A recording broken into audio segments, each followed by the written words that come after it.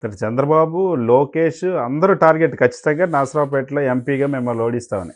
సరేనబ్బా, నిజంగా సంతోషమే కదా. ఎందుకంటే ఆ మాత్రం వాళ్ళు నా మీద ఒక బీసీ అభ్యర్థి మీద వాళ్ళ సర్వశక్తులు ఒడ్డుతున్నారు అంటే, ఒక బీసీ అభ్యర్థి ఎదగటం అనేది అనేది వాళ్ళకి ఆ వెన్నులో భయం ఉంది. ఎందుకంటే నెల్లూరు జిల్లా వస్తే ప్రతి సభలో నన్నే టార్గెట్ చేశాడు లోకేష్. చంద్రబాబు నాయుడు అడుగు పెడితే అనిల్నేం మాట్లాడతాడు, ఇంకెవరిని మాట్లాడు.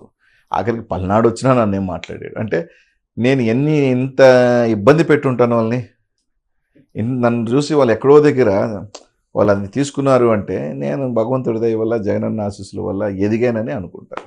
లోకేష్ రెడ్ బుక్లో మీ పేరే రాశాడంటే ఖచ్చితంగా అధికారంలోకి రాగానే మిమ్మల్ని టార్గెట్ నా చేస్తారు. పేరు, నాన్న పేరు, ఇంకేదో చెప్పినట్టు రోజమ్మ పేరు, అనిల్ కుమార్ యాదవ్, రోజా, కొడాలి నాని, వల్లభనేని వంశీ, పేరు నాని, మా 5 మందినే. సరే రాసి నేను చాలాసార్లు చెప్పాను, మడిచి ఎక్కడో పెట్టుకోరు అబ్బాయి నా బుక్ అని చెప్పాను కదా. మళ్ళీ అదే మిమ్మల్ని పిల్ల బచ్చా అంటున్నాడు కదా లోకేష్. సరే అదే కాబట్టి నేను పిల్ల బచ్చానే నేను కాదనట్లా. మీరు పెద్ద బచ్చాలు కదా, నీ అబ్బాకు పెద్ద బచ్చా, నువ్వు బాతు బచ్చా కదా. మీ ఇద్దరు బచ్చాలు ఎందుకు స్వామి? ఈ పిల్ల బచ్చా కోసం అవసరంగా నెల్లూరు జిల్లాలోకి వెళ్తే నామస్మరణ చేస్తున్నారు. పల్నాడుకు వచ్చినా నా పేరు ఎత్తుకుంది. రేపు 17 వస్తాడు, మళ్ళీ ఏడు కూడా నా పేరు ఎత్తే మాట్లాడతారు. నా పేరుని ఉచ్చరించకుండా మీరు జిల్లా దాటని అంటున్నారే. ఈ పిల్ల బచ్చాను చూసి ఎందుకు మీరు అంత తౌడుకుంటున్నారు? పిల్ల బచ్చాను చూసి ఎందుకు తౌడుకుంటున్నారు అంటే ఎక్కడో ఈ పిల్ల బచ్చా విషయం ఉన్నాడనే కదా. ఇంకేంటి అంటే మీ బ్యాచ్ ఉంటారు కదా ఇప్పుడు అనిల్ కుమార్ యాదవ్, కొడాలి నాని, రోజా, పేరు నాని, మిమ్మల్ని అందరినీ టార్గెట్ చేస్తాను. మీకు ఎవరికి భయం అనిపించట్లేదు?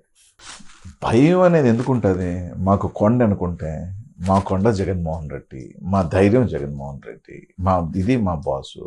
ఆయనంత ఇది ఉన్నప్పుడు ఆయన్ని జగన్మోహన్ రెడ్డి గారిని ఎంతెంతమంది ఎదుర్కొంటున్నారు ఇప్పుడు?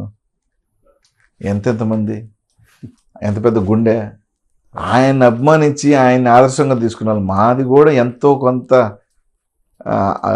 అంత మా ఎవరికి రాదు అనుకోండి, బట్ ఎంతో కొంత మాది గట్టిగుండే కదా. ఎందుకు భయపడతాం? అంత పిరుకోలం అయితే వాళ్ళలాగా తాటిసి పెట్టుకుపోయాం కాదులే. మేము ఎప్పుడో సర్దుకునే వాళ్ళం. ఎదురొడ్డి వస్తున్నామంటే ఖచ్చితంగా మేము దేనికైనా సిద్ధపడేవాళ్ళమే. దాంట్లో ఎక్కడికైనా చేసేది.